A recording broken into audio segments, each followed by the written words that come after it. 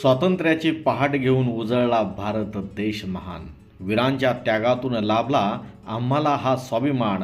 तिरंग्याची शान राखो, देशासाठी देऊ योगदान.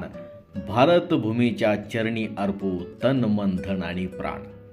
15 ऑगस्ट रोजी संपूर्ण भारतात स्वातंत्र्य दिन मोठ्या उत्साहात साजरा झाला.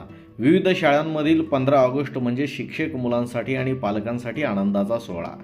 पिंपरी चिंचवड शहरातील थेरगाव येथील नागोभाऊ गतिराम बारणे प्राथमिक शाळेत मोठ्या उत्साहात स्वातंत्र्य दिन साजरा केला. भारत स्वतंत्रपणे 80 वर्षे पूर्ण करीत असताना या ठिकाणी विद्यार्थी-विद्यार्थिनींनी केलेली भाषणे देशभक्ती आणि शक्तीने अनुभव घडविणारी होती.